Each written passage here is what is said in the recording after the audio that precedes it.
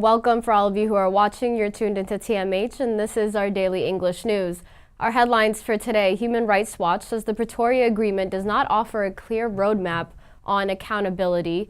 2 years of inaction are said to have been enabling horrors in the country of Ethiopia, and Councils on Foreign Relations says that progress towards peace for Ethiopia's Tigrai conflict is just uncertain at the moment. As we move on to our main updates for today, Human Rights Watch says that the Pretoria Agreement does not offer a clear roadmap on how to ensure accountability, truth, or reconciliation, as well as healing.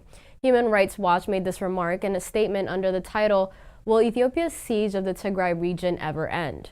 While the South African agreement calls for a transitional justice policy framework and to ensure accountability, truth, and reconciliation amongst healing, it does not offer a clear roadmap on how to ensure this process specifically.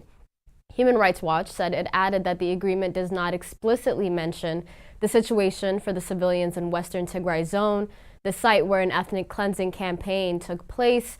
In short, without a clear commitment to investigating and prosecuting these atrocities, impunity, which has taken root over the past 2 years, will prevail and inevitably drive the further abuses to continue, as Human Rights Watch stated.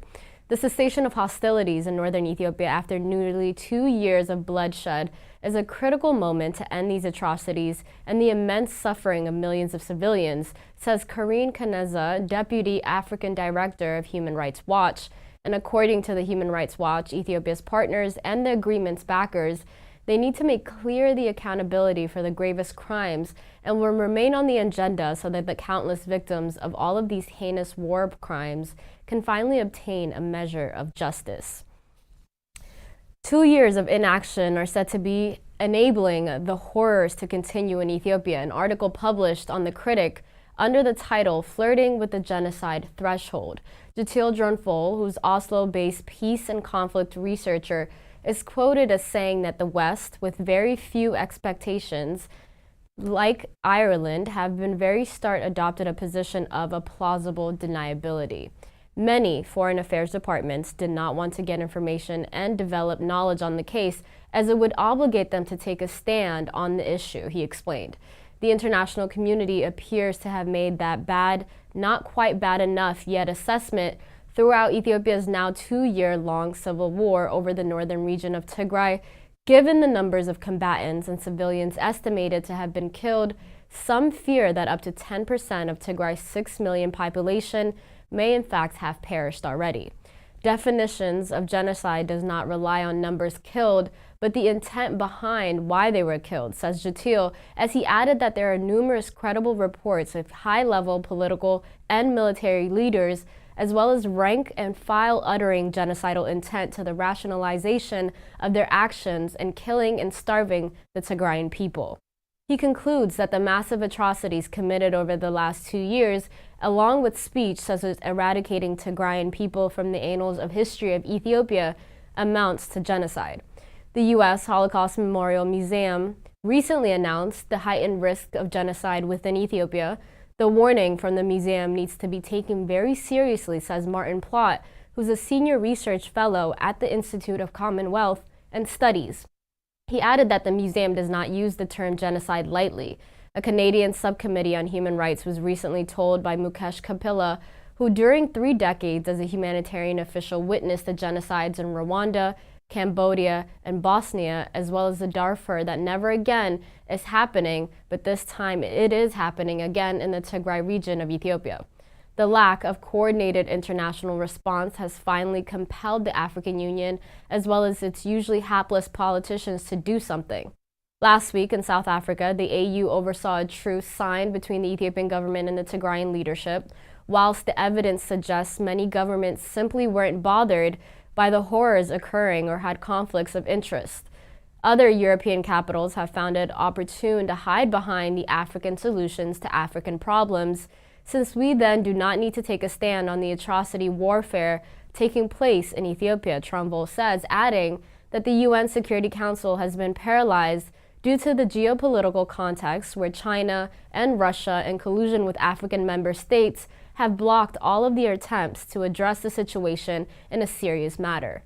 He noted that the U.S. and other unilaterals have failed in taking a clear stand and publicly addressing this conflict.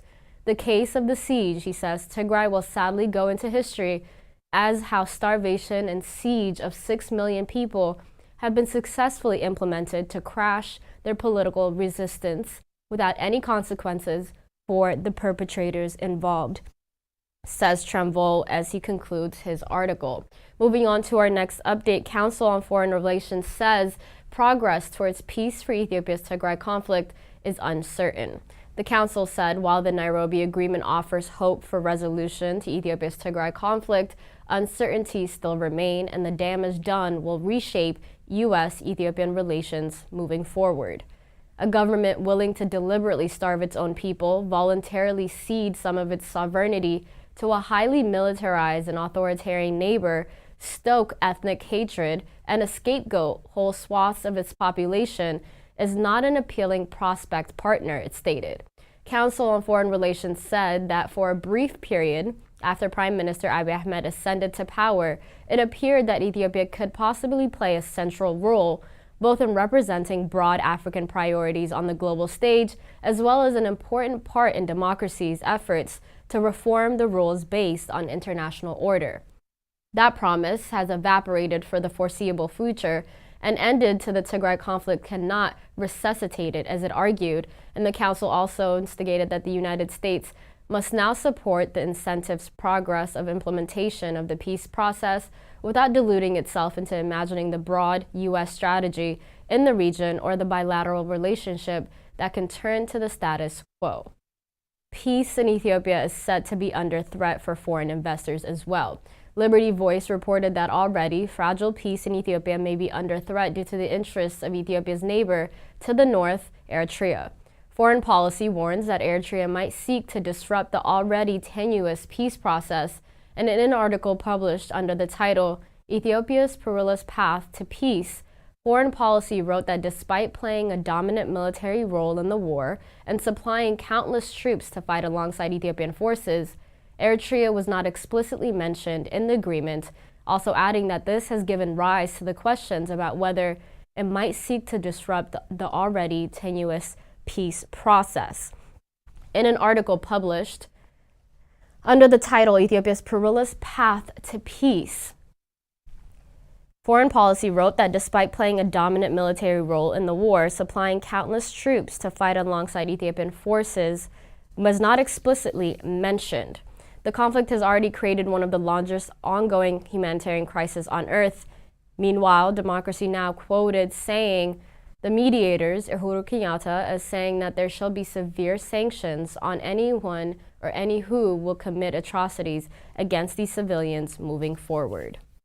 On that note, that wraps up our news for today. Thank you so much for tuning in, and we'll be back with some more tomorrow. Bye-bye.